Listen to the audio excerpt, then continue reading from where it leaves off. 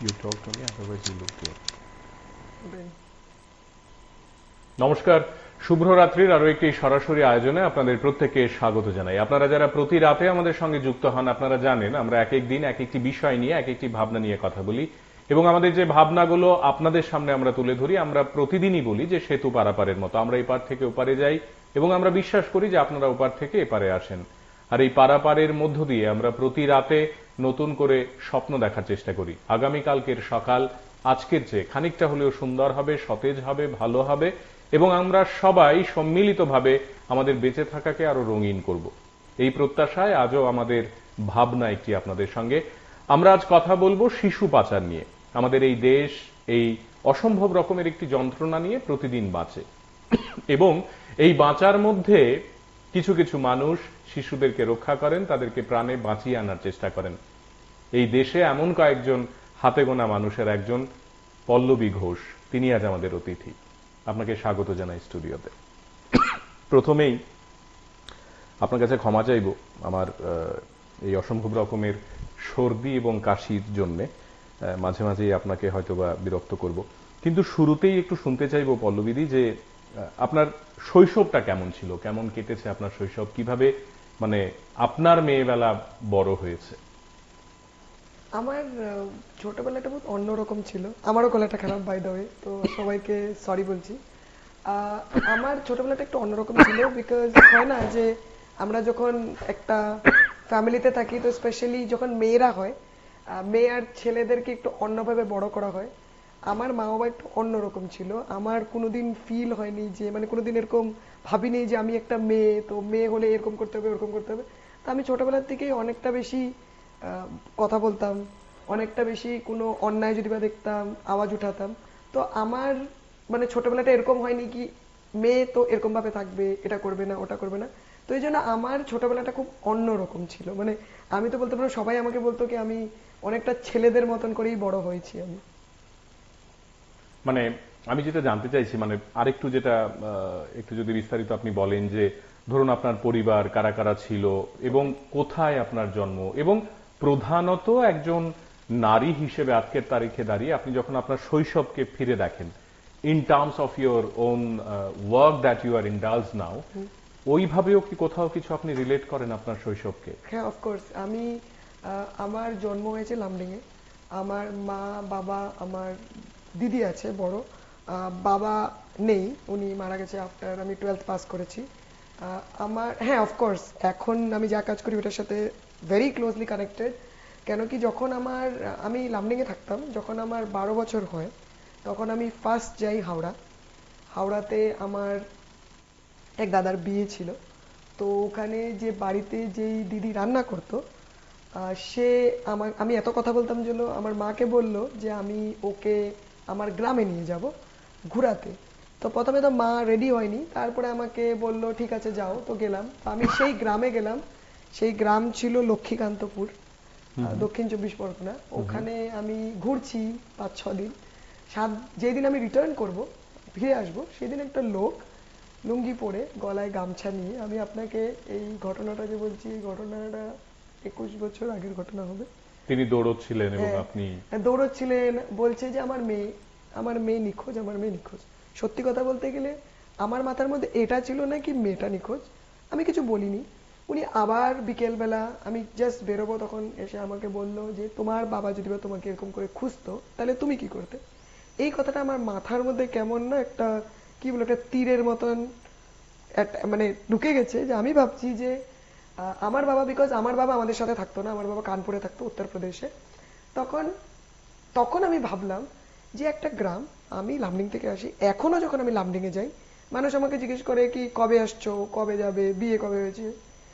একটা ছোট্ট গ্রাম, আজকের থেকে এতদিন আগে কেউ কেমন করে জানে না যে একটা মেয়ে নিখোঁজ। এই প্রশ্নটা আমার মাথার মধ্যে একদম বলেন একটা তীরের মতন ঢুকে গেছে। আমি ওখানে উনাকে জিজ্ঞেস করলাম আপনি কি করেছেন, আপনি কি থানায় গেছেন। উনি বলেছে হ্যাঁ আমি থানায় গেছি, কিন্তু মেয়ে পাচ্ছি না। জাস্ট উনার নামটা নিয়ে আমি বাড়ি ফিরে যাই। তো ওখান থেকে শুরু হয় কাহিনী। তারপরে আমি বিভিন্ন মানুষকে জিজ্ঞেস করি এই এই ঘটনাটার ব্যাপারে। আমার কোনো রিলেটিভ জানে না, কোনো বন্ধু বান্ধব জানে না। মা জানতো, আমি কাউকে বলতাম না, বিকজ আমার মনে হয় আমি কাউকে বললে সবাই হাসবে ব্যাপারটা নিয়ে। কেন কি বাচ্চা নিখোঁজের ব্যাপারটাকে কেউ এতটা ইম্পর্টেন্স দেয় না, মানে গুরুত্বপূর্ণ ব্যাপার আমরা ভাবি না। আমরা যখন এখনো একটা নিউজ পেপারে বা একটা টিভিতে দেখি একটা বাচ্চা এই বয়স, এত, ওর হাইট, এরকম চপ্পল পরে নিখোঁজ, কতজন পাত্তা দিই? আমি মানুষের কথা বলছি না, ইনক্লুডিং নিজের কথা বলছি। আমরা হোয়াটসঅ্যাপ ফরওয়ার্ডকে উপরে চড়িয়ে দেই, নিউজ পেপারদেরকে ফোল্ড করে রেখে দিই। তো যাই হোক, আমি ঘুরছি ফিরছি, ভাবছি কি হচ্ছে। তখন আমাকে আমার বাবা বলেছিল যে তুমি একটা কাজ করো, তোমার যখন মাথার মধ্যে এতটাই এটা ঢুকে গেছে, তুমি কেন না কোনো সিনিয়র মানুষকে জিজ্ঞেস করো যে এই ফিল্ডটা নিয়ে কাজ করে। কোনোভাবে আমি একটা সিনিয়র পুলিশ অফিসারের সাথে কথা বলি, কথা বলে উনাকে জিজ্ঞেস করি যে কি হয়, যে বাচ্চারা কেমন করে নিখোঁজ হয়। উনি আমাকে খালি একটা কথাই বলে, তুমি রেলওয়ে স্টেশনে যাও, তুমি রেলওয়ে স্টেশনে যাও। আমি উনার কথাটার কোনো মানে বুঝতে পারি না, মানে না বুঝে আমি ভাবি ঠিক আছে। ততদিনে আমি 15-16 বছর প্রায়, মানে এইচএসএলসি এসে পড়েছে। আমি রেলওয়ে স্টেশনে ঘুরতে ঘুরতে ঘুরতে ঘুরতে একদিন দেখি হঠাৎ করে একটা মহিলা জল ভরছে, আর মহিলাটার পুরো হাতের উপর থেকে নিচ পর্যন্ত সাদা শাখা টাইপ চুড়ি। আমি কেন কি আমি এত নর্থ ইন্ডিয়াতে গেছি, দেখেই আমি বুঝতে পেরেছি যে মহিলাটা নিশ্চয়ই নর্থ ইন্ডিয়ার হবে, স্পেশালি রাজস্থানে। যাই হোক, মহিলাটার সাথে কথা বলতে যাই। মহিলাটার সাথে যখন কথা বলতে গেছি, মহিলাটা প্রথমে তো আমার সাথে কথা বলেনি, তারপরে এমনি কথা বলতে বলতে বললো যে আমি ডুঙ্গারপুর রাজস্থানের। তখন আমি ভাবলাম ডুঙ্গারপুর রাজস্থান, প্রথম শুনতে পাই জায়গাটার ব্যাপারে। তখন গুগল টুগলও কিছু নেই, যাই হোক এতটা জানিও না। তো উনাকে বলে আপনি কেমন করে এখানে আসছেন, রেগুলার 3-4 দিন যাই। তখন উনি বলে যে আমাকে বলেছে যে আমি কাজ পাবো, এই সূত্রে আমাকে একজন মিডলম্যান, যাকে বলি বিচলিয়া, সে নিয়ে আসছে, নিয়ে আমাকে এখানে আসছে, এখন আমার কাছে কোনো কাজ নেই। তো আমার জন্য আশ্চর্যের ব্যাপার ছিল, কেন কি আমরা আসাম বেঙ্গল থেকে দিল্লি বম্বে যাই, কেমন করে কেউ রাজস্থান থেকে এখানে এসে পড়েছে। যাই হোক, ওটা হলো ফার্স্ট ইনস্ট্যান্ট, এরকম পরে মাল্টিপল ইনস্ট্যান্সেস হয়েছে। সবচেয়ে বড় এনকাউন্টার হলো যখন আমি গ্র্যাজুয়েশনে ছিলাম, একটা মেয়ে কন্টিনিউ আমাকে ফলো করছে, আর কন্টিনিউ আমাকে ফলো করছে, অনেকবার ফলো করছে। ফাইনালি কোনোভাবে মেয়েটার সাথে কথা বললাম, তো মেয়েটা আমাকে বলছে যে, আমি বললাম তুমি আমাকে ফলো কেন করছো? বলছে আপনি যেই ভাষাটা বলছেন সেই ভাষাটা আমাদের গ্রামে অনেক মানুষ বলে। তো আমি তখন বললাম এটা তো বাংলা ভাষা, অনেক মানুষ বলতেই পারে। বলছে না, আপনি বুঝতে পারছেন না, আমি হরিয়ানার একটা গ্রামে। তো এই ঘটনাটা, যে এই হরিয়ানার ঘটনাটা, এই ঘটনাটা আপনার হবে এখন থেকে গ্র্যাজুয়েশন লাইক এনাদার, কি বলবো, 14-15 বছর আগে। তখন আমি বললাম তুমি কি আমাকে তোমার গ্রামে নিয়ে যাবে? তখন উনি বলল না, আমি গ্রামে নিয়ে যাব না। তো আমি যেমন করে হোক, আই পুল স্ট্রিংস, আমি কোনোভাবে রিকোয়েস্ট করে কেমন করে সামহাউ আই রিচড ওয়ান গ্রাম। গ্রামটায় গিয়ে দেখছি প্রায়, তখন আপনি গ্রাজুয়েশন পাস করেছেন? Graduation just final year. কোনোভাবে রিকোয়েস্ট করে যাব হরিয়ানা, কেউ রেডি না নিতে, কোনোভাবে যেমন তেমন করে একজনের থ্রু গেছি, ওর ডিটেলটা বলতে পারছি না, ও গেছি, গিয়ে দেখছি 50টা মহিলা বসা, সব মাথা ঢাকা, মাথা এত এত কাপড় পরা, সবাই হাতের মধ্যে ওই যে কি বলে রূপোর যে মোটা মোটা কাড়া হয় ওগুলো পরা, বসা। আমি বলছি আরে তুমি আমাকে এখানে এসছো, এখানে তো এরা তো সব হরিয়ানবি মহিলা। তো যে আমাকে নিয়ে গেছে সে আমাকে বললো না না, এরা হরিয়ানবি না, এরা তোমার ভাষা বলে। আমি বলছি এরা তো পুরো ড্রেসটা ওরকম ওরকম, গলার মধ্যে পয়সা আর ওটা। বলছে না। তো বলছে তুমি বলো না। তখন আমি একটাই কথা বলেছি, কি আপনারা কেমন আছেন? কেউ কোনো কথা বলেনি। তারপরে বলছি আপনারা কি ভাত খেয়েছেন? কেউ কোনো কথা বলেনি। তারপর বলেছি আপনারা কোথার থেকে? তখন একটা মেয়ে ওই 50টা মহিলার মাঝখান থেকে বলল ভাঙা হিন্দি, ভাঙা বাঙালিতে, কি আপনি কি বাঙালি? মেয়েটা। তখন আমি বললাম হ্যাঁ আমি বাঙালি। বলছি আপনি কি পশ্চিমবঙ্গ? তখন আমি বললাম না, আমি পশ্চিমবঙ্গ না, কিন্তু আমি বাঙালি। তখন বলছে, আমি বলছি তুমি কোথাকার? তখন বলছে দিদি আমি নদিয়ার। মহিলাটার পাশে, মহিলা কি মেয়েটার পাশে একটা বড় বাচ্চা ছেলে ছিল, আর কোলে একটা ছোট বাচ্চা। আমি বলছি তুমি নদিয়ার দিকে, তুমি হরিয়ানাতে কি করছো? তখন আমাকে বলছে, তখন কিছু বলেনি, বিকেলবেলা আমাকে পাশে নিয়ে বলল যে মহিলাটা তখন জাস্ট 18 হয়েছে। মেয়েটা বলছে মেয়েটা যখন 13 বছরের ছিল, 5 বছর আগে, ও ওদের গ্রামের একটা মেলায় লাল বরফ খেতে গেছিল। লাল বরফ খেতে গেছিল, ওর কাছে 50 পয়সা ছিল। 50 পয়সা দিয়ে ও লাল বরফ কিনবে ভাবছে, কিন্তু ওর দুধ বরফ খাওয়ার ইচ্ছা হয়েছিল। পাশে একটা ছেলে ওকে কন্টিনিউ দেখছে, ছেলেটা ওকে বলছে তুমি কি খাবে, আমি তোমাকে টাকাটা দেবো। তখন মেয়েটা বলেছে, না না আমি আপনার থেকে টাকা কেন নেবো, আমি আপনাকে চিনি না। ছেলেটা যেরকম করে হোক মেয়েটাকে কিনে দিয়েছে, মেয়েটা বরফটা খেয়েছে। দুজনের মাঝখানে বন্ধুত্ব হয়ে গেছে। কখনো ছেলেটা ওকে ক্যাম্পাকোলা এনে দেয়, কখনো ছেলেটা ওকে কোনো বন এনে দেয়, এরকম করে বিরাট একটা ভালো বন্ধুত্ব হয়ে গেছে। ছেলেটা একদিন ওকে, এর মধ্যে ওই ছেলেটা খবর বের করে ফেলেছে যে মেয়েটা 7 ভাই বোন, বাবা নেই, মা বাড়ি বাড়িতে কাজ করে। ছেলেটা মেয়েটাকে বলেছে, তুমি কি আমার সাথে দিল্লি যাবে? মেয়েটা বলেছে, না না আমি কেমন করে দিল্লি যাবো, না আমি তোমাকে প্রেম করি, তুমি ভালোবাসি, তোমাকে ভালো লাইফ দেবো, বাইকে ঘুরাবো, চলো। যাই হোক, মেয়েটা বলছে, আমি তো কোনোদিন ট্রেনও দেখিনি। বলছে, কিচ্ছু করতে হবে না, তুমি খালি আমার সাথে চলো। যাই হোক, মেয়েটা আরো 5-6 দিন পরে মেয়েটা রেডি হলো। মেয়েটা প্রথমে গেল নিজেদের ঘরের বাইরে যে চড়াহা, ওখানে ওখানে একটা ছেলে ছিল যেটাকে মেয়ে কোনোদিন দেখেনি। বাস স্ট্যান্ডে গেল, আরেকটা ছেলে ছিল যেটাকে যাকে মেয়েটা চিনেই না। তারপরে ওদের লোকাল রেলওয়ে স্টেশনে গেল, ওখানে আরেকটা মানুষ। ওখান থেকে ওরা শিয়ালদা গেল, শিয়ালদা একটা ছেলে।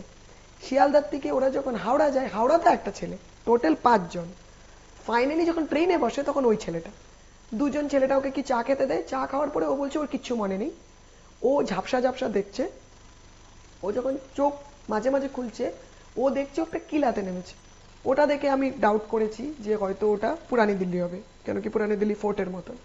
তারপরে বলেছে মেয়েটার কোনো হোশ নেই। মেয়েটা যখন চোখ খুলে দেখে একটা ঘরে আছে, নিচটা কাঁচা, অনেকগুলো খেরের মধ্যে শুয়ে আছে ও।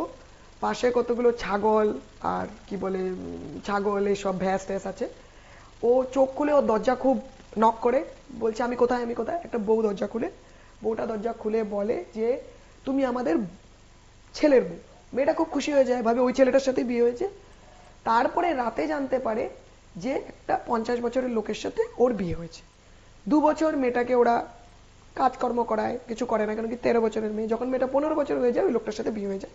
ওই লোকটার সাথে 2টো বাচ্চা। আর ও বলেছে যে ওকে বিক্রি করে দেওয়া হয়, ওকে 35-40 হাজার যতটুকু ওকে বলে হয়েছে ওই টাকায় ওকে বিক্রি করে দেওয়া হয়। তখন আমি ওকে জিজ্ঞেস করলাম, তুমি কি বাড়ি যেতে চাও? বলছে, না আমি বাড়ি যেতে চাই না, আমার 2টো বাচ্চা আছে, আমাকে কিনেছে ঠিকই, কিন্তু আমার বর এখন ঠিকভাবে রাখছে, মানে ওকে খাওয়া পড়া দিচ্ছে। ওই কথাটা শুনে আমার মনে হয়েছে যে ওই যে নিখোঁজের ব্যাপারটা কোনোভাবে হয়তো কানেক্টেড। তারপরে আমি যাই গুগলে লিখি এরকম আসাম, বেঙ্গল, হরিয়ানা, তখন জানতে পারি যে এমন একটা বিরাট বড় মানব পাচার বা মানে মানব তস্করি বা হিউম্যান ট্রাফিকিং বলে চলছে। সেখান থেকেই শুরু হয় কাজ।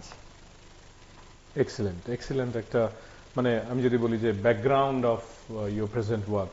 কিন্তু এখানে যে প্রশ্নটা আসে যে পল্লবী তো আরো অনেক কিছু করতে পারতো, মানে পল্লবী গান গাইতে পারতো, পল্লবী নাচতে পারতো, পল্লবী পড়াশোনা করে নিজের তার মতো করে একটি ক্যারিয়ারের কথা বেছে নিতে পারতো। এই শিশু পাচার, নারী পাচার, বা তারা কোথায় চলে যাচ্ছে, তাদের বিয়ে হয়ে যাচ্ছে কম বয়সে, তাদেরকে উদ্ধার করতে হবে, এবং করতে করতে সংখ্যাটা এমন করতে হবে যে এটা প্রায় 10,000 ছাড়িয়ে যাবে।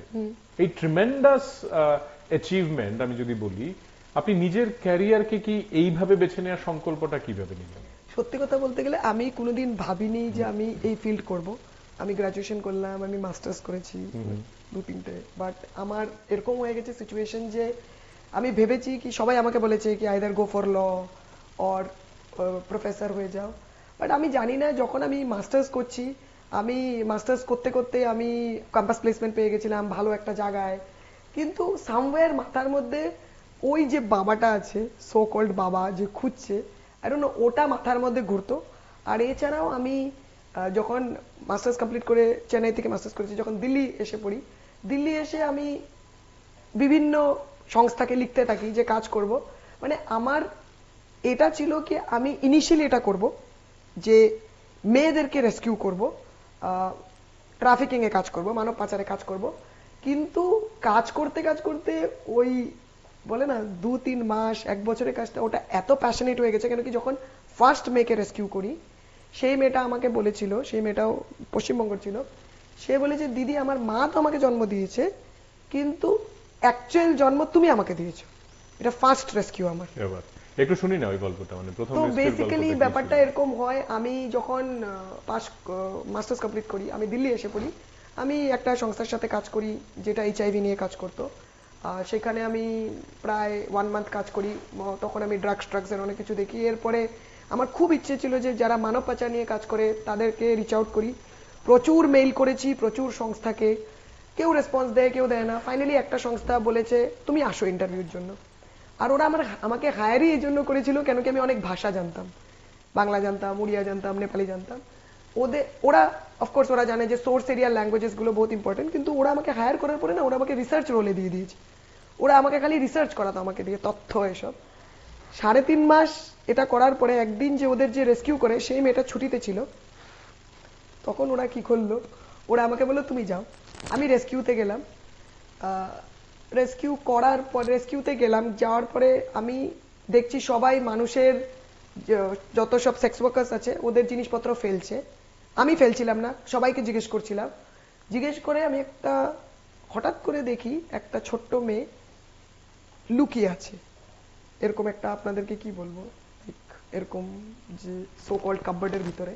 খুঁজতে খুঁজতে খুঁজতে খুঁজতে বাই চান্স কাপবোর্ডটা খুলেছি, দেখেছি মেয়েটা বেরোয় আসে। অনেক ছোট মেয়ে, 14-15 বছরের হবে। আর ওরা ভাবতে পারেনি যে আমি আলমিরাটা খুলে নেব।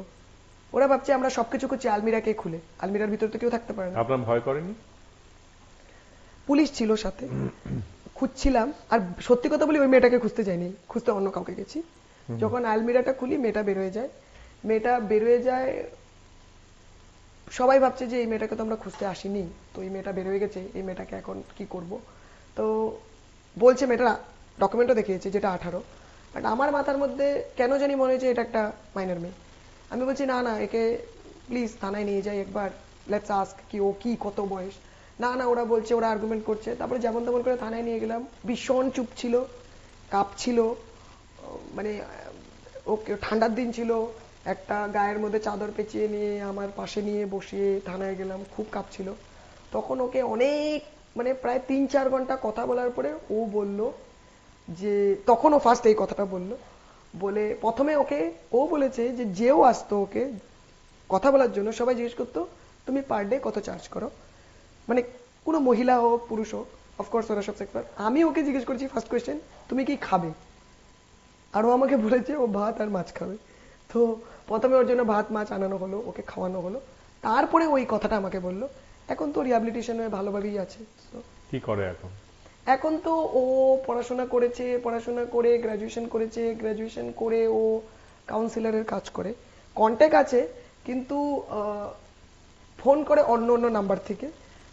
এই জন্য কন্ট্যাক্ট বেশি রাখি না, কেন কি অনেক সার্ভাইভার যাদেরকে আমি রেস্কিউ করেছি ওরা আমাকে অনেক ভালোবাসে, কিন্তু কন্ট্যাক্ট রাখতে চায় না। এই জন্য না, কেন কি ওদের ওই যে সত্যটা আছে না, কথা বললে ওদের ওই সত্যটা মনে পড়ে। তো মাঝে মাঝে ফোন করে 2 বছরে 3 বছরে একবার। বাট ভালো, ওর রিহ্যাবিলিটেশন হয়ে গেছে প্রপার। এক্সিলেন্ট। আপনি যে নিজের একটা এনজিও স্টার্ট করলেন, মানে যে এনজিওর নাম আপনি আপনার মুখে আমাদেরকে বলবেন, আমি অনায়াসেই বলতে পারি, কিন্তু what was the like initial point of starting that NGO? হঠাৎ করে একটা এনজিও স্টার্ট করে সারা ভারতবর্ষ জুড়ে আপনি প্রায় বলছিলেন কথায় কথায় যে 15, 16, 17টি রাজ্যে আপনি ঘুরছেন, কাজ করছেন, মাসে প্রায় 25-26 দিন আপনি বাড়ির বাইরে থাকেন। এই যে এক্সটেন্সিভ ট্রাভেল করা এবং মেয়েদেরকে রেস্কিউ করা, তাদের কাছে যাওয়া, তাদের সুবিধে অসুবিধের কথা আন্দাজ করা, এনজিও কেন স্টার্ট করলেন? সত্যি কথা বলতে যে আপনাকে এনজিও খোলার কোনো ইচ্ছা ছিল না। প্রচুর এনজিও কে দাঁড়া করিয়েছি বন্ধুদের সাথে মিলে, এরকম অনেক কিছু। আমি ভাবছি সবাই যখন এত এনজিও খুলছে, কাজ করছে, আমি ওদের হেল্প করবো, আমি এনজিও খুলবো না। এনজিও খোলার সিচুয়েশনটা আসতো 2020-এ, যখন আমি নর্থ ইন্ডিয়ার একটা জায়গায় 8টা থেকে 10টা মেয়েকে রেস্কিউ করি, একটা রেড লাইট এরিয়ার থেকে রেস্কিউ করে একটা হসপিটালে যাওয়া হয় ওদের মেডিকেল এক্সামিনেশনের জন্য।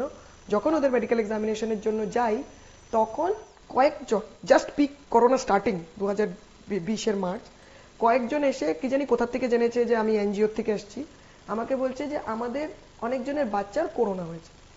আমি কথাটাকে এতটা গুরুত্ব দেইনি, কিন্তু যেহেতু এতগুলো মেয়েকে মেডিকেল করতে গেছি, প্রত্যেকটা মেয়ের মেডিকেল করতে 4 থেকে 6 ঘন্টা লাগবে। একটা দিন থাকলাম, 2টো দিন থাকলাম, 3 নম্বর দিন সকালবেলা শুনতে পারি সব বাচ্চা মারা গেছে। ও মাই গড। তো তখন একটা মাথার মধ্যে একটা হিট করে যে কেন বাচ্চা মারা গেছে। কোনো মতে একটা ইনফরমারকে খবর পেলাম যে বাচ্চাগুলোকে ওখানে একটা হিউজ অর্গান ট্রাফিকিং চলছে, আন্ডার দ্য গার্ড বাচ্চা মারা গেছে। বহুত বড় বড় এনজিওদেরকে রিচ আউট করা হয়েছে। অ্যান্ড সত্যি বলি এনজিওরা ভেরি সাপোর্টিভ, ওরা ভীষণ রেডি হয়েছে হেল্প করার জন্য, দে ওয়ার ভেরি রেডি। কিন্তু ব্যাপারটা ছিল উই নিডেড এভিডেন্স। তো এই জন্য আমরা প্রচুর ফ্যামিলির কাছে গেছি, ফ্যামিলিরা প্রচুর ডিটেল দিয়েছে, কথাবার্তা বলেছে, যাই হোক। কিন্তু এরকম ভাবে তো রিচ আউট করা যায় না। আমরা ভাবলাম আমরা একটা পিআইএল করি। যখন ভাবলাম পিআইএল করি, পিআইএল আমরা ডিসাইড করলাম, ড্রাফট করলাম। তারপরে যখন ফ্যামিলিদেরকে খুঁজতে যাই, ফ্যামিলি সব নিরুদ্দেশ, একটা ফ্যামিলিও নেই, সব ফ্যামিলি নিখোঁজ। তখন আমাকে অনেকজন সাজেস্ট করলো যে তুমি যে এত বড় স্কেলে কাজ করছো, এত ইন্ডিভিজুয়াল লেভেলে কাজ করছো, তুমি নিজের কেন একটা সংস্থা শুরু করো না যেটাকে তুমি লিড করো। ওইভাবে শুরু হলো। কিন্তু ওই যারা সাজেস্ট করেছে ওদের কথা শুনে আমি প্রায় 7 থেকে 8 মাস নিয়েছি to start the organisation. So that's how the organisation started. And আজকের দিনে দাঁড়িয়ে আপনি যখন পেছনে ফিরে তাকান, মানে I am not talking about the entire span of working with the mission that you are in, but আমি বলতে চাইছি যেটা যে এই যে নিজের মতো করে নিজের একটি সংস্থাকে দাঁড় করানো এবং নিজে রেস্কিউড মেয়েদের নিয়ে বা ছেলেদের নিয়ে আপনি এক একটা জায়গায় গিয়ে কাজ করছেন, হাউ ডাজ ইট ফিল? মানে কি মনে হয় আসলে কাজ করতে করতে প্রত্যেক দিন? ডু ইউ ফিল লাইক যে ভুল করেছি, বা ডু ইউ ফিল লাইক খুব ভালো করেছি বা আরো আগে করা উচিত ছিল, বা ডু ইউ ফিল লাইক কেন করলাম? আমার এটা মনে হয় না ভুল করেছি, কিন্তু আমার এটাও মনে হয় না খুব ভালো কাজ করেছি। কেন কি একটা মনের মধ্যে সবসময় একটা দুঃখ আছে যে এত এত মেয়েকে রেস্কিউ করেছি, এত এত ছেলেদেরকে রেস্কিউ করেছি এত বছরে, একটু দেরি করে বুঝেছি যে খালি রেস্কিউ করাটা ওয়াজ নট ইম্পর্টেন্ট।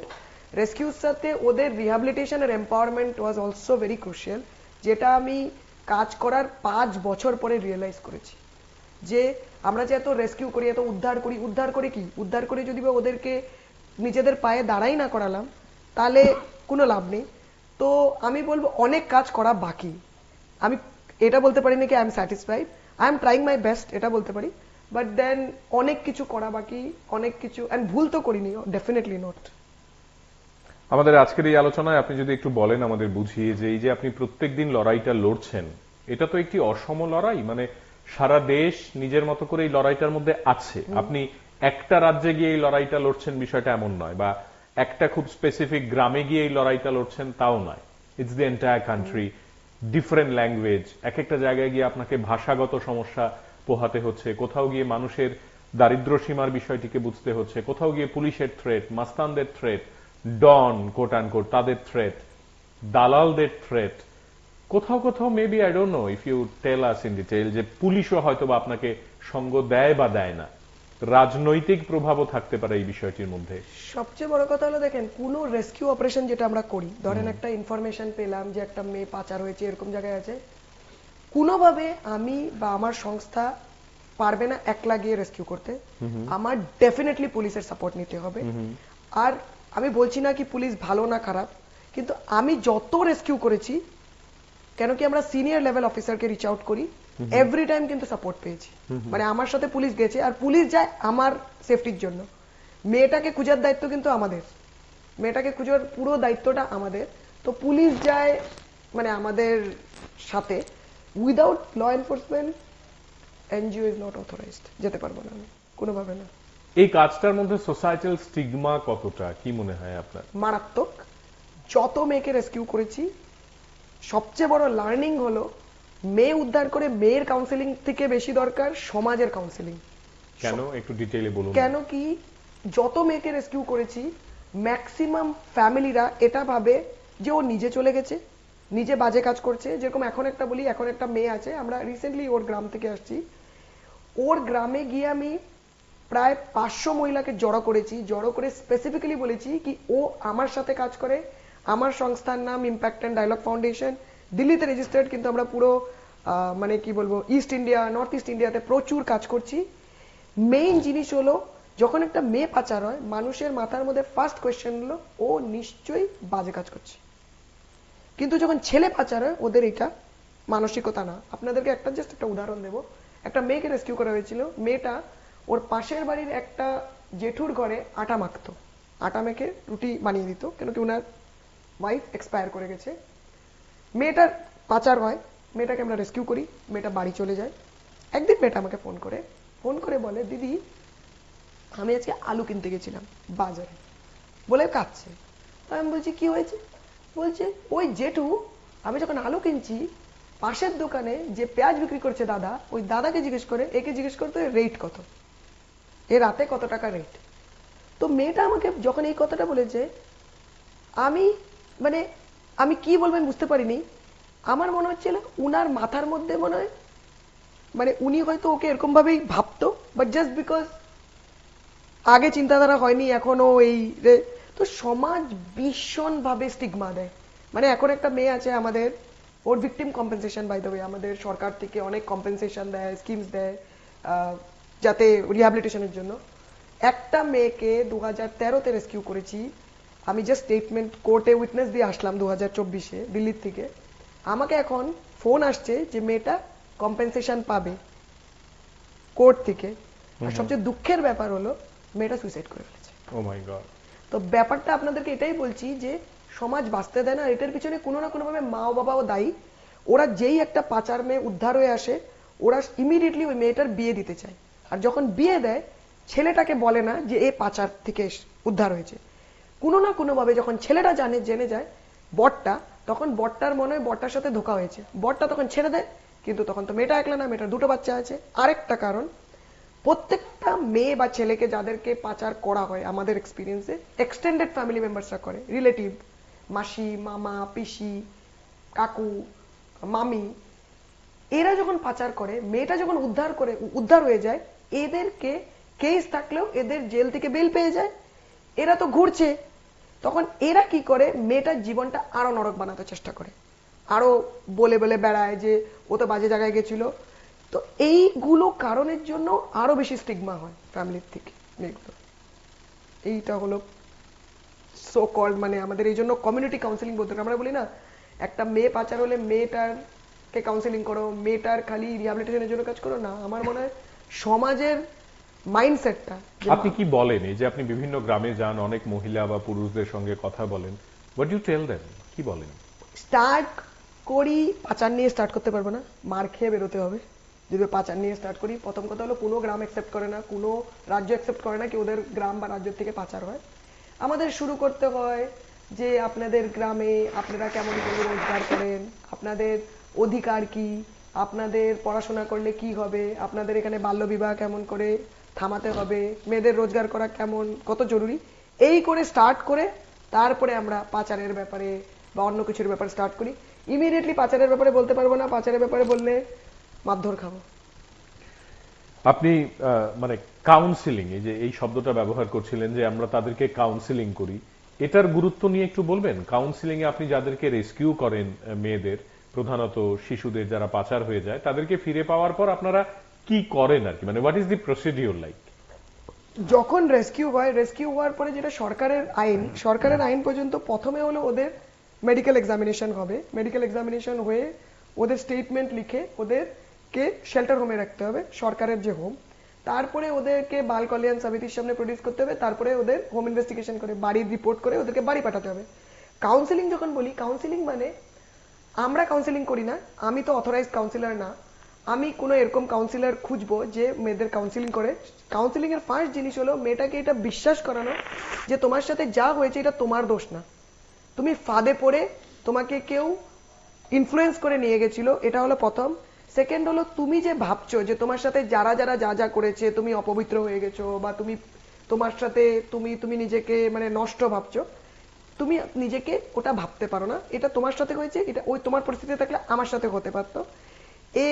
এছাড়া ওদের সাথে কথা বলে জানা ওরা কি কি পারে, ওরা কি কি করতে পারে, ওদেরকে বিভিন্ন ড্রয়িংস করানো, ওদেরকে গ্রামে নিয়ে গিয়ে ওদের গ্রামের মানুষকে বলা কি ওদের সাথে যা হয়েছে এরকম যদি বা গ্রামের মানুষরা কথাবার্তা না বলে, অ্যাওয়ারনেস না হয়, তো বাকিদের সাথে হতে পারে। এরকম ভাবে বিভিন্ন ভাবে ওদেরকে ট্রেনিং এ ডাকানো, ওদেরকে দিয়ে বিভিন্ন ওই কি বলে নাচ গান করানো, যাতে ওরা এই ট্রমাটার থেকে বেরোতে পারে। কেন কি এই জিনিসটা যে এতগুলো মানুষ ওদের কেউ কিনেছে বা এতগুলো মানুষ ওদেরকে ফোর্স করেছে, ওদের সাথে এরকম শোষণ করেছে, যৌন শোষণ করেছে, এগুলোর থেকে বের করা বহুত জরুরি আর কি। তো এই জন্য বিভিন্ন কাউন্সিলিং হয়, বিভিন্ন আর্ট থেরাপিজ হয়, বিভিন্ন ড্রয়িংস হয়, বিভিন্ন নাচ গান অনেক কিছু করা হয় ফর দেয়ার হিলিং, যেটাকে বলি আমাদের, ওরা যাতে ওই জায়গাটার থেকে বেরোতে পারে। আপনার এই দীর্ঘ এত বছরের অভিজ্ঞতায় আপনি যে কাজ করছেন এবং আপনি এত এত হাজার হাজার শিশুদের মেয়েদের উদ্ধার করেছেন, মানে নিখোঁজ হওয়া থেকে, হারিয়ে যাওয়া থেকে বা পাচার হয়ে যাওয়া থেকে, মূল চ্যালেঞ্জগুলো কি কি? আমি যদি 1, 2, 3 করে 3টে পয়েন্ট আপনাকে বলতে বলি, তাহলে আপনি কি বলবেন? What are the major 3 challenges? সবচেয়ে প্রথম হলো পভার্টি, যেটা বলবো মানুষ গরিব। মানুষ যখন গরিব হয়, মানুষ সবসময় ওই গরিব, আমি গরিব, আমি এটার থেকে বেরোতে কেমন পারি ওটা ওটা খুঁজে, ওটা ফার্স্ট। গরিব যখন গরিবের সাথে আরো দুটো জিনিসও কানেক্টেড হয়ে যায়, বেরোজগার আর পড়াশোনা জানে না, এই দুটো। কিন্তু আমি যদি কানেক্টেড বলি, মেইন রিজন হলো এই যে আমাদের যে এত ন্যাচারাল ডিজাস্টার হচ্ছে, মানুষ যে ডিসপ্লেস হয়ে যাচ্ছে, ফ্লাড হচ্ছে, আয়লা হচ্ছে, সুনামি হচ্ছে, এটা সেকেন্ড রিজন। আর থার্ড রিজন হলো বেরোজগারি। মানুষ যে আমাদের যে সোর্স স্টেটস যেগুলো আমরা বলি পাচারে, সোর্স এরিয়া যেখান থেকে মেয়েদের পাচার হয়, প্রত্যেকটা রাজ্য মধ্যে বেরোজগার মানুষ, মানুষ এত গরিব, মানুষ টার্পলিনের মধ্যে থাকছে, মানুষের 3টা বেসিক নিড যেটা বলি আমরা, ফুড, ক্লোদিং, শেল্টার নেই। তো মানুষ কি করবে? রোজগারের জন্য মানুষ একটা অন্য জায়গায় যাচ্ছে, ব্যাঙ্গালোর, দিল্লি। এখন যে ব্যাঙ্গালোর, দিল্লি যাচ্ছে, সে না ওই জায়গার ভাষা জানে, সে না তার কাছে সেই জায়গা আইডি কার্ড আছে, তাকে বোকা বানানো ভীষণ সোজা। কেন বলবো? কেন কি আমরা যতই পশ্চিমবঙ্গ, উড়িষ্যা বা নর্থ ইস্টের মেয়েদেরকে রেস্কিউ করতাম, ওরা বলতো আমাদেরকে, যখনই বলতাম তুমি কোথায় আছো, ফোনে যখন ইনফরমারকে বলতো, তখন ওরা কেউ, দিল্লি রেড লাইট এরিয়াটার নাম জিবি রোড, ওরা কেউ জিবি রোড বলতে পারতো না, ওরা বলতো জিটি রোড। তো এই যে একটা ভাষা না জানা, একটা মানুষকে একটা জায়গায় এই কথা বলা যে চলো তোমাকে চাকরি দেব, তুমি চলো আমার সাথে, তোমাকে ব্যাগের ফ্যাক্টরিতে কাজ দেব, তোমাকে টিপের ফ্যাক্টরিতে কাজ দেব। তো বেরোজগারিটা সবচেয়ে বড় কারণ মেয়েদের পাচার হওয়ার। এছাড়া হলো সবাই জানে যে মানুষ যত গরিব তত বেশি ভালনারেবিলিটি বাড়ছে। আর এছাড়া তো ন্যাচারাল ডিজাস্টার্স আছেই। আমাদের আজকের এই আলোচনায় আপনি আরেকটা কথা আমাদেরকে নিশ্চয়ই বলবেন, এই যে চ্যালেঞ্জের কথা বলছেন, তাহলে এগুলোকে ওভারকাম করা কিভাবে? মানে ধরুন আপনাকে দেখে, পল্লবী ঘোষকে দেখে আমাদের রাজ্যের 2টো মেয়ে, 5টা মেয়ে, 10টা মেয়ে যদি মনে করে যে আমিও দিদির মতো এই কাজটা করব বা আমিও এরকম মেয়েদের উদ্ধার করব, আমার গ্রামেও এরকমটা হয়, আমি এটা করতে চাই, how do they overcome this challenges? কি করবে? সবচেয়ে প্রথম জিনিস হলো আমাদের এটা জানতে হবে যে আজকাল খালি পড়াশোনা করলে চাকরি পাওয়া যাবে, যে এটা পসিবল না। কেন কি আমাদের দেশের যে সংখ্যা, মানুষের যে পপুলেশন এক্সপ্লোশন যেটা বলে, এতভাবে বাড়ছে, তো কোনোভাবে সবাই চাকরি পাওয়াটা পসিবল না। তো আমরা কি করতে পারি? আমরা নিজেদের গ্রামে এটা দেখতে পারি, আমাদের গ্রামে কি করে রোজগারের ব্যবস্থা করব। এখন যে আমরা যে এত সেলাই শিখি, এইটা শিখি, ওটা শিখি, শিখলে তো হবে না। শিকার পরে জিনিসটা কোথায় বিক্রি করব, আদৌ কি আমি ভালো করে শিখেছি? তো এই জন্য আমার মনে হয় প্রত্যেকটা গ্রামে, প্রত্যেকটা রাজ্যে কিছু না কিছু ইউনিক জিনিস আছে যেটা আমাদের হয়, সেই জিনিসটাকে ফাইন্ড আউট করা। আমরা এটা আমাদের সংস্থা করে ম্যাপিং করি, আমরা গ্রামের ম্যাপিং করে গ্রামে বুঝি এই গ্রামে কি হতে পারে, যেই কাজটা করে এই গ্রামের মানুষরা নিজেরা নিজেদের পায়ে দাঁড়াতে পারে। ওটা কিছুও হতে পারে, ওটা আচার বানানো হতে পারে, কিন্তু আমি ভালোভাবে বলছি, জাস্ট বলার জন্য না। বা কোন রকম সেলাই হতে পারে, ট্রেডিশনাল ক্রাফট, যেরকম আমি ত্রিপুরার কথা যদি বা বলি, এত বাঁশের কাজ হয়, এত কিছু, এত ট্রেডিশনাল, এই সো কল্ড এই যে গলার মধ্যে যে উত্তরীয় আমরা দেই, এসব মেইন জিনিস হলো গ্রামগুলোকে নিজের পায়ে দাঁড়া করানো। ওটা কেমন করে হবে? গ্রামের মানুষকে কোন রকম স্কিল শিখিয়ে, আর সেই স্কিলটা গ্রামের আশেপাশে জায়গার থেকে প্রকিওর করতে হবে, তাহলেই পসিবল। এখন যদি আমি ভাবি আমি ত্রিপুরার মতন জায়গায় আমি কলকাতার থেকে জিনিস এনে করবো বা দিল্লির থেকে জিনিস এনে করবো, কেমন করে করব? জিনিসটা আনা আর নেওয়ার কষ্টটাকে দেবে। তো এই জন্য আমাদের গ্রামে কি করব, যেটা আমাদের এখানে অ্যাভেলেবল রিসোর্সেস, ওটা দিয়ে করা যেতে পারে, তাহলেই কোনোভাবে মেয়ে পাচার হওয়াটা বন্ধ করতে পারি। কেন কি we have worked on it, আর এটা অ্যাকচুয়ালি এটা আমরা দেখেছি, এটা সাকসেসফুল। তো দিস ইজ ওয়ান ওয়ে আমি বলবো। আরেকটা যেটা বিষয়, মানে আপনি আজকের এই এত সুন্দর সুন্দর এত এত ঘটনা বলছেন নিজের মতো করে, আপনার এক একটা ঘটনা মনে পড়ছে। 2টো ইন্সপায়ারিং স্টোরি যদি আমরা শুনতে চাই, 2টো ঘটনা স্পেসিফিক্যালি যেটা আপনার মনে হয় যে এই 2টো মেয়ের কথা বলতে হবে বা তাদের কথা শুনে আরো 10টা মেয়ে ইন্সপায়ার্ড হবে। একটা অরুণাচলের মেয়েকে রেস্কিউ করা হয়েছিল। সে এখন কনভেন্ট স্কুলে পড়ছে, ও ভালো, শি ইজ এ টপার। এখন ওর ইচ্ছা ইঞ্জিনিয়ারিং পড়া। ওকে মারাত্মক মানে সিচুয়েশনে পাচার করা হয়েছিল। ও ট্রাইবাল মেয়ে ছিল, ভীষণ সুন্দর দেখতে ছিল। ওর বান্ধবীর সাথে যেত, ওর বান্ধবীর একটা দামি ফোন দরকার ছিল, তো ওর বান্ধবীকে কেউ বলেছিল যে তোমার যদি বা কেউ থাকে তাহলে আমাদের সাথে কন্ট্যাক্ট করিয়ে দেবে। ওর বান্ধবী ওকে কন্ট্যাক্ট করিয়ে দিয়েছিল এরকম মেলাতে একজনের সাথে, পুজোতে। তারপরে সে ওকে কোল্ড ড্রিঙ্কে কিছু খাইয়ে দেয়, তারপরে মেয়েটা বেহোশ হয়ে যায়। একটাই ভালো জিনিস হয়েছে এই কেসটার মধ্যে, মেয়েটা বিক্রি করে যাওয়ার পরপরই আমরা মেয়েটাকে বের করতে পেরেছি। তো মেয়েটা কাইন্ড অফ পুরো মানে মেয়েটার সাথে কোনো রকম শোষণ হয়নি। ওই মেয়েটা এখন কনভেন্ট স্কুলে পড়ছে, ওই মেয়েটা ইঞ্জিনিয়ারিং পড়তেছে, এটা একটা কেস। আরেকটা কেসের মধ্যে একটা মেয়ে 3-4 বছর রেড লাইট এরিয়াতে থেকে বের হয়ে এখন ও নার্সিং কমপ্লিট করে একটা হসপিটালে নার্স। এরকম অনেক ঘটনা আছে। আরেকটা মেয়ে আছে যে নিজের গ্রামে একটা স্কুল খুলেছে। আরেকটা মেয়ে আছে যে নিজে হলো ওই কাউন্সিলিং করে। তো এরকম প্রচুর কেসেস আছে আমাদের কাছে। এক্সেলেন্ট। আপনার কোথাও কি মনে হয় পাঞ্চালী দেবী যে আমাদের পল্লবী দেবী, আপনার যে আমাদের এই গোটা আলোচনায় আপনি যে কথাটা বারবার আমাদেরকে বলছেন বা হিন্ট দিতে চাইছেন, এই কাজগুলো করার ক্ষেত্রে আমাদের সরকারি এবং বেসরকারি উদ্যোগে মেইন স্ট্রিমিং ভীষণ ইম্পর্টেন্ট। মানে প্রত্যেকটা দফতর, ফর এক্সাম্পল আমি যদি বলি সোশ্যাল ওয়েলফেয়ার, এদিকে স্কুল, এদিকে পুলিশ, এদিকে পঞ্চায়েত, এরকম ভাবে এক একটা দফতর সবাই মিলে যদি এই কাজটা করে তাহলেই এই কাজটাতে গতি আনা সম্ভব। সবচেয়ে ইম্পর্টেন্ট জিনিস হলো সবাই একসাথে জুড়ে কাজ করতে হবে, যেটা সবাই জুড়ে কাজ করতে পারছে না বা হচ্ছে না। আরেকটা জিনিস যেটা আমি বলবো, যেটা আমি সবসময় বলি, এত আমাদের দেশে এনজিও, আমার মনে হয় না কি আমাদের এনজিওদের প্রত্যেকটা জায়গায় একটা একটা ব্রাঞ্চ খোলা দরকার। আমার মনে হয় যদি বা আমি দিল্লিতে ভালো করে কাজ করছি, তাহলে আমি ত্রিপুরার এরকম একটা সংস্থাকে খুঁজবো যে ভালো করে কাজ করছে, বা এরকম একটা ইন্ডিভিজুয়াল যে ভালো করে কাজ করছে, দুজন মিলে কাজ করব। কেন বলছি? তাহলে ম্যান পাওয়ার ওয়েস্ট হবে না, রিসোর্সেস ওয়েস্ট হবে না।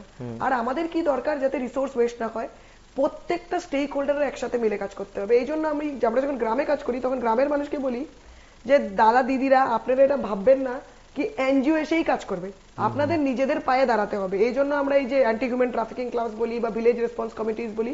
কেন কি কখন আপনি এনজিও কে ফোন করবে, কখন এনজিও আসবে, দাঁড়িয়ে থাকতে পারবে না। গ্রামের মানুষরাই যদি অ্যাওয়্যার হয়, গ্রামের মানুষরাই যদি জানে কি করতে হবে, কি কল টু অ্যাকশন, ওরা নিজেরাই করতে পারবে। That is very important. মানে প্রত্যেকটা stakeholder, which is panchayat is a very big thing আপনি যে বললেন। তো আই থিঙ্ক সবাই একসাথে জুড়ে কাজ করতে হবে, তাহলেই আমরা কোনোভাবে পাচারটাকে চেষ্টা করতে পারি যাতে পাচারের নাম্বারটা কম হতে পারে। পল্লবীদি, আমি শিওর যে আপনি মানে মন থেকে এই উত্তরটা দেবেন।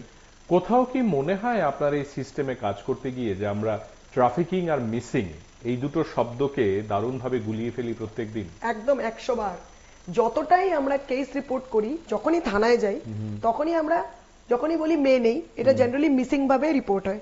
এটার পিছনে কারণ এটা হয় কি, যতক্ষণ পর্যন্ত আমরা বুঝতে পারছি না যে কেউ কাউকে ইনফ্লুয়েন্স করছে, কেউ কাউকে বিক্রি করেছে, ট্রাফিকিংটা লাগাতে পারি না। এটা একটা কারণ।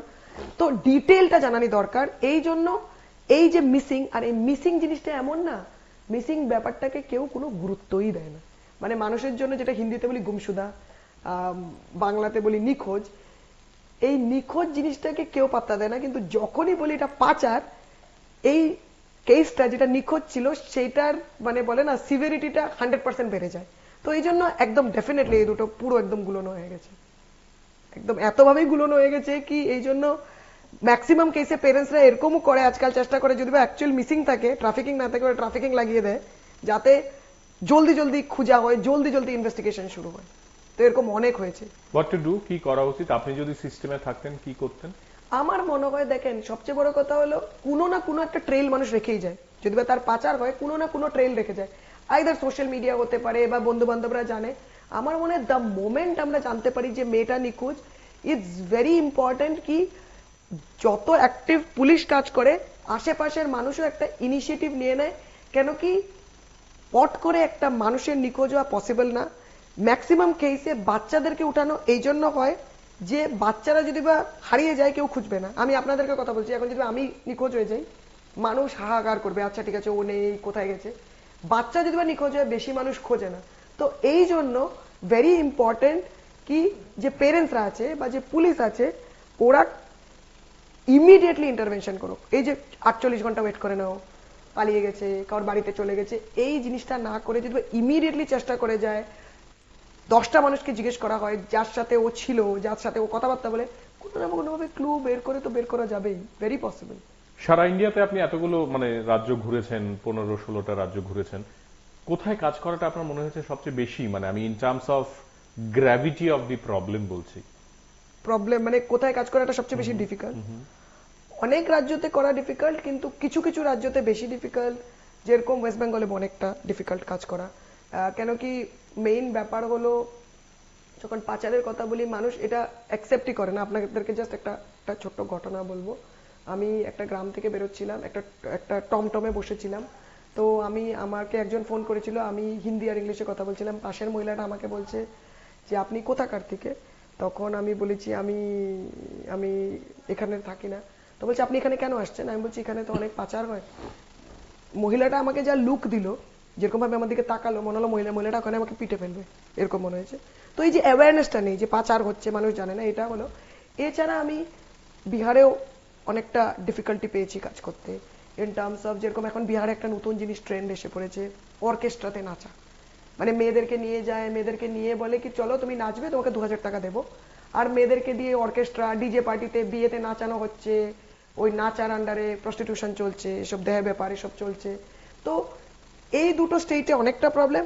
অলসো আমরা দেখি ছত্তিশগড়, ঝাড়খণ্ডেও ইন এ ডিফারেন্ট ওয়ে প্রবলেমটা এরকম ভাবে কি, ট্রাইবাল মেয়েরা তো কাজে যায়, তো আমরা ভাবি খালি কাজেই গেছে, কিন্তু কাজের সাথে সাথে ওদের সাথে প্রচন্ড লেভেল ভাবে সেক্সুয়াল এক্সপ্লয়টেশন হচ্ছে। তো এই অ্যাকসেপ্টেন্সটা নেই, এইগুলো হলো মেইন প্রবলেম এই কয়েকটা রাজ্যতে আমি ফিল করেছি। আরেকটা বিষয় যেটা মানে আপনার কাছ থেকে জানতে চাইবো, again I am sure ইউড answer it very honestly, যে কোথাও কি মনে হয় যে সেম জেন্ডার ক্রাইসিসও আছে? মানে মেয়েরাই মেয়েদেরকে এই প্রফেশনে নিয়ে আসছে এবং তাদেরকে বলছে তুমি চলে এসো প্রলোভন দেখিয়ে। একদম এইটা তো বহুত স্পেশালি এই যে যত মেয়ে পাচারের ব্যাপার হয়, ম্যাক্সিমাম মেয়ে বান্ধবী। ছেলেরা তো দেখেন প্রেম করে করে, মেয়েরা করে কিছু হিংসে, বা ধরো ভালো চলছে, ভালো খাচ্ছে যাচ্ছে। প্লাস হলো আমরা দেখেছি কোনো না কোনো ভাবে এই যে বন্ধুত্বর আড়ালে, যে আমি আপনাদেরকে একটা শিলচরের ঘটনা বলবো। শিলচরের একজন 58 বছরের দিদি, মাসি, উনার হাজবেন্ড আমাকে ফোন করে বলে যে আমার বউ নিখোঁজ। সত্যি কথা বলতে বলি, আমি প্রথমে পাত্তা দিইনি যখন উনি বলেছে আমার বউ 58 বছরের বউ নিখোঁজ। পাত্তা দিইনি, কোনো কিছু বলিনি।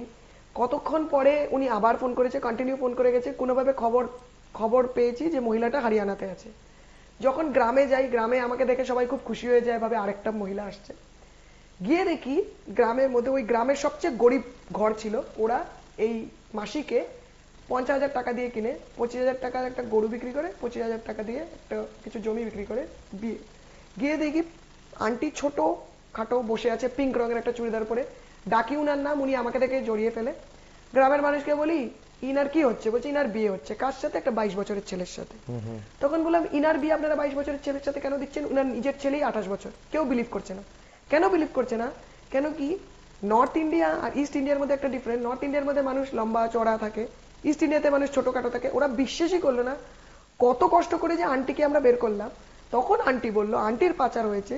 আন্টি চা খেত, আন্টির ঘরের বাইরে একটা মহিলা হরেক মালের জিনিস বিক্রি করতো, ও আন্টিকে প্রলোভন দিয়ে চা সিঙ্গারা খাইয়ে দিল্লি নিয়ে পাচার করে দিয়েছে। তো এরকম প্রচুর কেস আছে যেখানে মহিলারা মহিলাদেরকে বন্ধুত্বর আড়ালে পাচার করছে।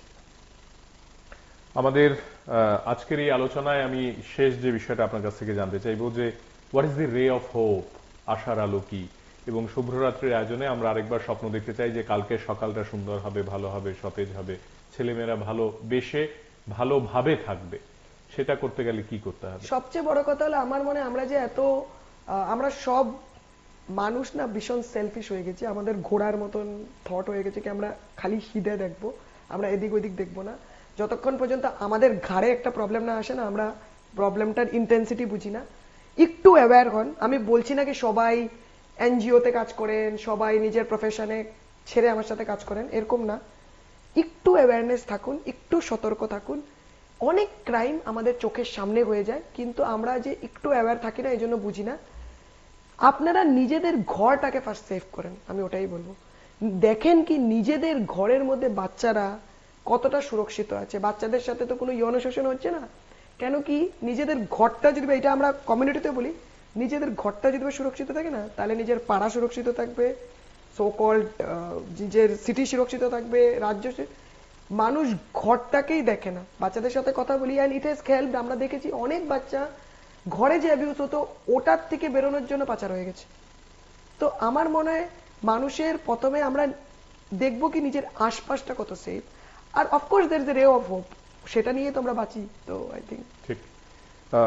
পল্লবীদি, আপনার কাজ পল্লবিত হোক এবং আপনি ভীষণ ভালো থাকুন, সুস্থ থাকুন এবং মানুষের পাশে ঠিক এইভাবে থেকেই মানুষকে সাহায্য করুন। অনেক অনেক ধন্যবাদ, আপনি আমাদের আয়োজনে এসেছেন। ধন্যবাদ। অনেক কৃতজ্ঞতা।